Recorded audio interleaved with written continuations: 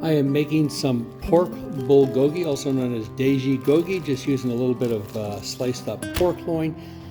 Today, the usual way that you make this is with a little bit of this red pepper paste, also known as gochujang, and maybe a little bit of Korean red pepper flakes. I'm going to make it today without this, and I'm going to add some vegetables. Normally this is just made with onion, but I'm going to make this into a little bit more of a keto deal, so I'm removing this, which has a lot of sugar, and I'll just use the ingredients that is made from without the sugar. And I'll use a monk fruit sweetener here as the sugar. And for vegetables, I'm just going to put a little bit of green onions, some yellow bell pepper, the onion, which is always in it, and just a little bit of zucchini. All right, those are just optional add-ins to beef it up so I can eat this without rice. We'll start by cutting up the vegetables on a clean board, and then we'll do the meat and marinate that. I like onion for bulgogi cut up in these sort of a thin setup, so they get good caramelization and a little bit of brown quickly. For the zucchini, we will try to deliver something that's easy to pick out if you don't want it, but also a similar shape. We'll do a little bit of a matchstick sort of a thing. All right, and there we go for that.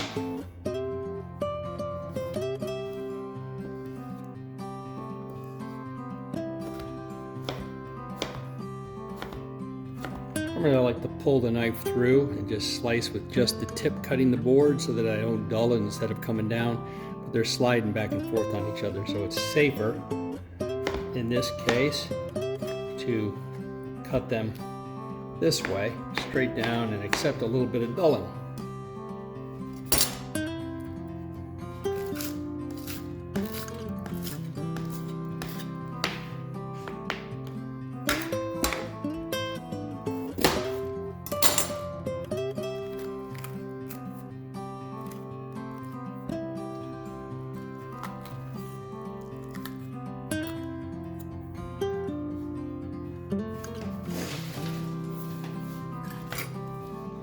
All right, we'll do the same thing. Let's just take this off. We'll do the same thing with these. A little bit of a julienne looking, thinner look. And we'll take that off.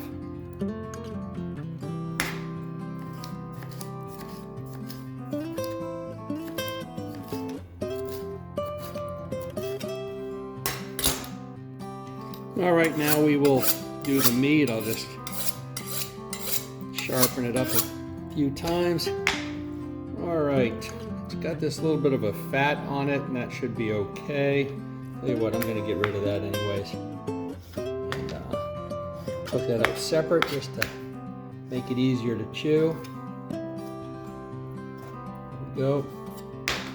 There's that.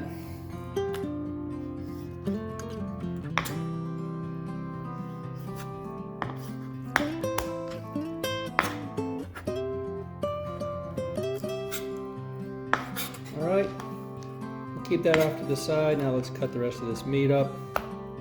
Let's do it like this.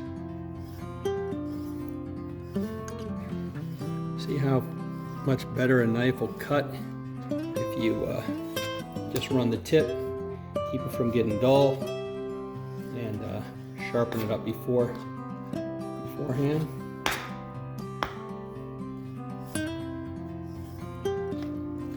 All right. Those are a nice size. We'll cut them down. All right, now it's time to marinate that. All right, we'll do the meat with the basic marinade that we always use for tenderizing meat. That's a little bit too much. We'll go with a 1/4 teaspoon of baking soda. Increases the alkalinity, helps it hold water. teaspoon and a half of soy sauce, about half of a teaspoon of cornstarch to help grab hold of the water. It comes out.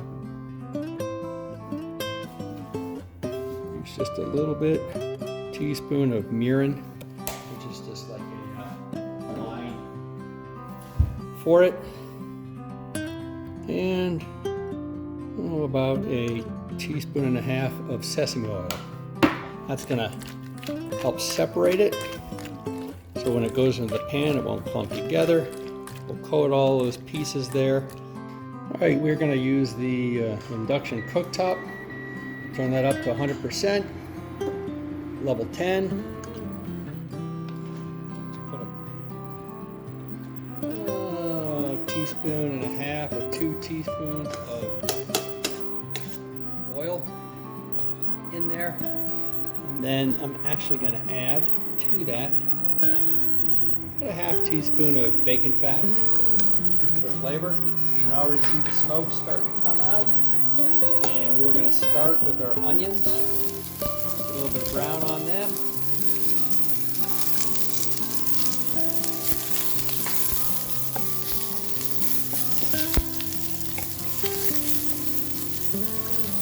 And then just to minimize extra energy use on top of that, we'll put our peppers on top of that. We will put our zucchini. We'll put a lid on that, get some brown on the onions, and then toss it. That should help steam everything just a little bit.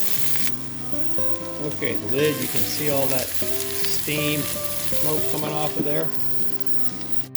All right, we'll toss it, see how it looks. Yep, you can see the brown on the onions there. All right, so now we got that char on the onions that I wanted, and a little bit on the peppers. This thing only eats that very center spot. The outside's not hot, okay? So you're relying on either moving the pan, which I wasn't doing, or conduction through the pan. This is just such thin metal you don't get any. So it's all just a hot spot, like a wok in this. All right? All right, we got a little bit of the char for the flavor. I'll put a couple tablespoons of water in there, put the lid on and let that steam. Over here we'll make our sauce. I got 2 tablespoons of regular Kikkoman soy sauce. I'm gonna add just a little bit, about a tablespoon of this miso paste, basically. It's a Korean version. Gives umami, gives salt, and doesn't have any carbs in it to speak of. It's soybean, fermented soybean. So it gives good flavor. We're going to use about a tablespoon of paprika, which gives red pepper flavor without any sugar or heat to speak of. And then we will use of the Korean, which is a little bit spicier than, I'll use about a teaspoon of that. Just a little bit spicier than paprika. All right, and then lastly, to go with that, we're going to use this sugar replacement, monk fruit erythritol, and I'll go with a tablespoon of that. And we will add 5 cloves of garlic to that mashed up when we're ready. Add just a little bit of oyster sauce to that. Okay, I like the flavor of oyster sauce in any Chinese or Korean sauce. I'll add a tablespoon. Okay, we'll take the lid off, just a little bit of water left. We'll test that. See how done that is. Yep. Soft, easy to digest, but not mushy. Okay, that's all done. Let's take that off and then do the meat. All right, the pan's back on. We will do the same thing. Just add a teaspoon and a half of oil. And wow, that's fast. All right, we're gonna add to that our marinated meat. Spread that out.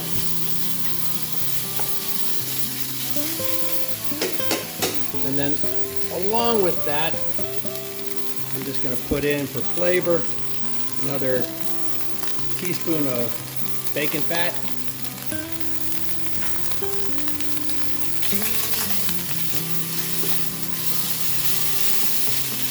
Get that over the hot spot. Got that all brown. Put on pause. Alright, let it sit there for 30 or 40 seconds. You can see how much brown that gets. But again, it's a small hot spot in a thin pan, so the outsides aren't going to get very hot, just the center. So we're going to put that on top of there to get it all cooked. Good for wok cooking, but not for where you're moving it around. And that's one problem with these inductions. Watch, as soon as I move it around, watch what happens. I get a little note that says the pan's not on or consented, so just flipping it makes this problematic, but it starts right back up.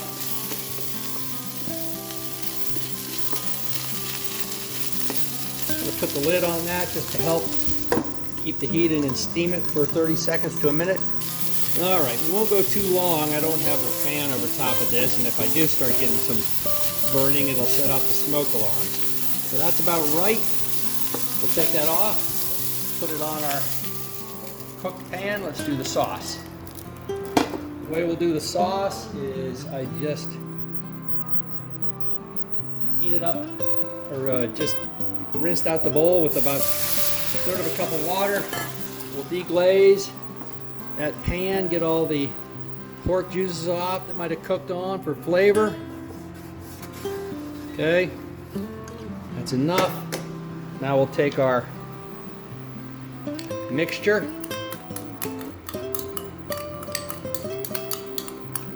Okay, I'll add another tablespoon of water to rinse that. There we go.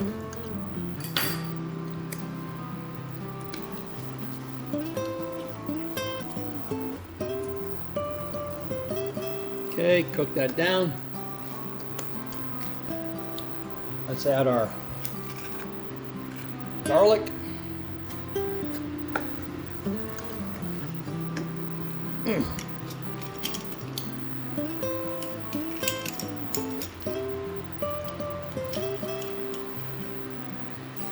Okay, that's thick enough. Now we'll dump everything back in along with our green onions to coat it. Green onions will just get a slight cook.